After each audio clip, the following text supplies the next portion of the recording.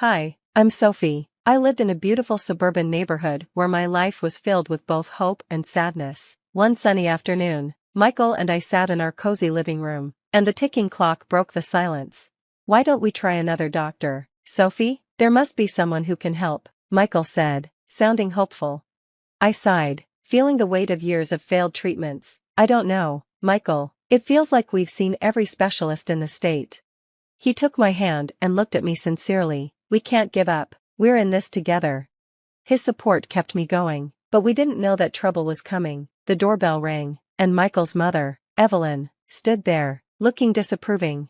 "Michael, we need to talk, alone," she said, casting a contemptuous glance at me. Reluctantly, Michael followed her to the kitchen. I could hear them talking. "Michael, you need to think about your future. This situation with Sophie isn't changing," Evelyn said, her voice cold. "Mom, I love Sophie. We're not giving up on having a family," Michael replied firmly. "You need an heir to carry on the family name. Maybe it's time to consider other options," Evelyn suggested, hurting my feelings. That night, as we lay in bed, Michael wrapped his arm around me. "Don't listen to her, Sophie. We'll prove her wrong," he whispered. Days turned into weeks, and our hope returned when I finally got a positive pregnancy test. We were so happy, but our joy didn't last long. During a family dinner, Evelyn said something hurtful.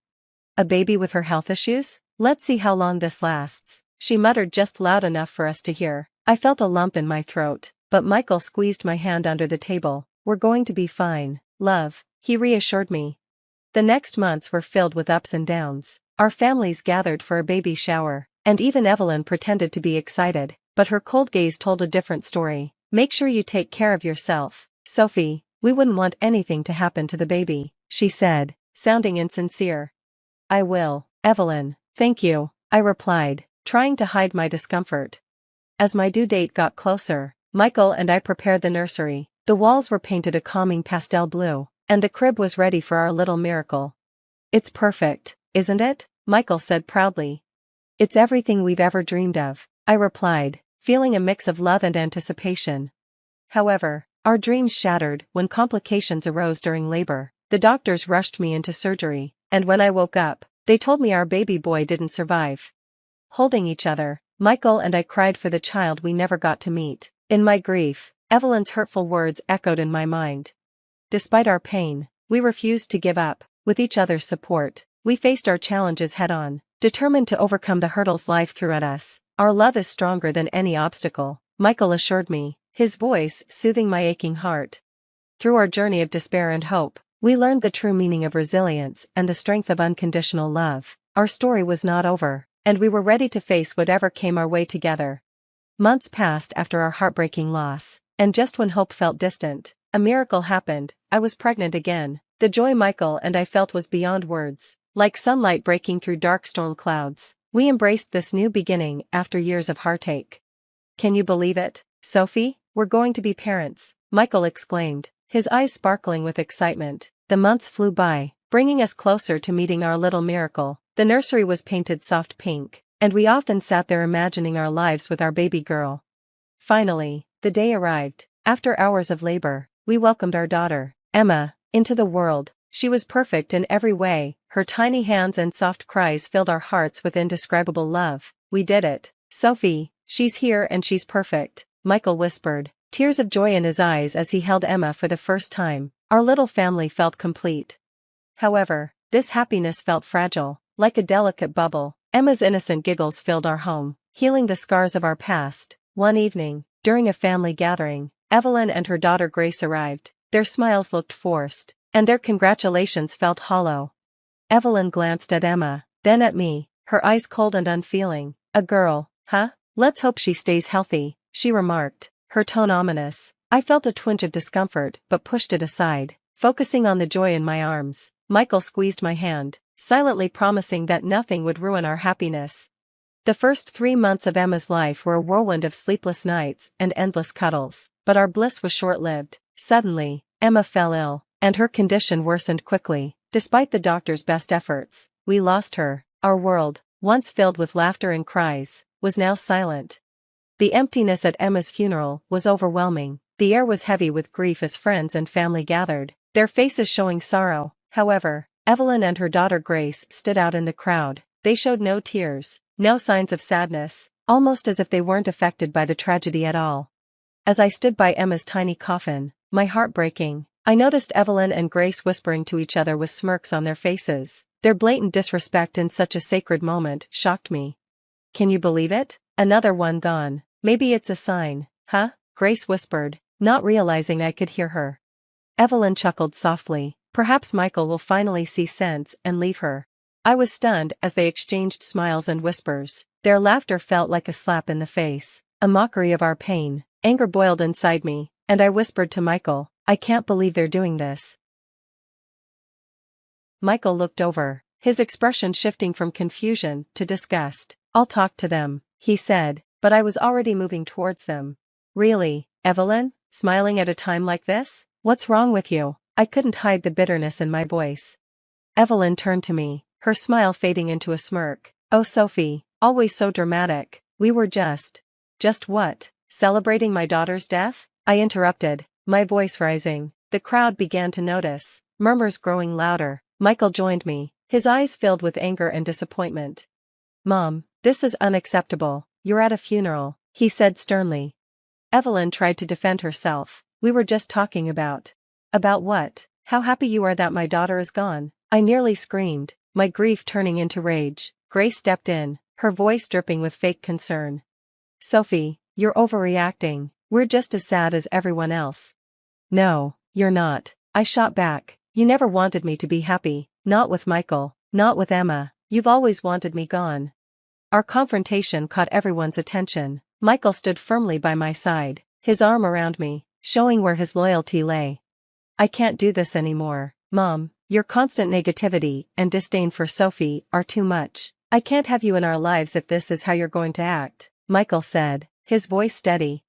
Evelyn's face fell in shock and anger. "Michael, you can't be serious. She's manipulating you." "No, Mom, I'm seeing things clearly for the first time," he replied, his decision final. We walked away, leaving them behind amidst the whispers of the crowd. That day marked the end of our relationship with Evelyn and Grace. Michael chose to stand by me, and together we faced the world united in our grief and love. In the weeks that followed, our home became a sanctuary where we could mourn in peace, away from judgmental eyes. "I can't have her toxicity around us anymore," Michael said one evening, sadness in his voice. "I know it's hard, but I'm so grateful you're standing by me," I replied, my heart swelling with love for the man who had become my rock. As time passed, the sharp pain of loss turned into a dull ache, a constant reminder of what we had lost. We learned to live with it, building our lives around the empty space left by Emma's absence. "We'll get through this, Sophie, together," Michael often said, his words a beacon of hope during our darkest times. Our journey was far from over, but we faced it hand in hand, our love proving our resilience. The betrayal of family left a deep wound, but in each other, we found the strength to heal and move forward. As the years passed, they brought healing and new joys. Michael and I were blessed with 4 beautiful children, each a symbol of our enduring love and the strength we found in one another. Our home, once filled with sorrow, now echoed with laughter and the sound of little feet. As our children grew, so did their curiosity. They often asked about their grandmother, Evelyn, but the wounds she inflicted ran deep. Her absence in their lives was a conscious choice, made to protect them from the toxicity that had once threatened our happiness. One day, out of the blue, we received a call. Evelyn was gravely ill and wanted to see us. She wanted to meet the grandchildren she had never known. The news stirred a whirlwind of emotions within me. "Why now, Michael? After all these years?" I asked, my voice filled with confusion and bitterness. "I don't know, Sophie, but she's still my mother. Maybe we should let her meet the kids, just once," Michael replied, torn between his family ties and the pain of the past. After much deliberation, I agreed, not for Evelyn, but for our children and perhaps for Michael to offer him some closure. On the day of the visit, I watched as Evelyn entered our home, frail and aged, a stark contrast to the woman who once used words as weapons. Our children greeted her politely, unaware of the heavy history hanging in the air. As Evelyn interacted with them, I noticed a flicker of regret in her eyes, but it felt too little, too late. The chasm between us was too wide, and the hurt ran too deep. After the children went to bed, Evelyn turned to me, her eyes weary. "Sophie, I know I've made mistakes. I'm sorry, truly sorry, Evelyn said, her words long overdue but failing to stir forgiveness in my heart.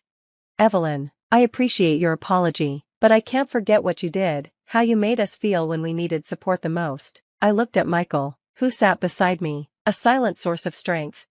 Mom, we've moved on. We've built a happy life without the negativity you brought into it, he added firmly.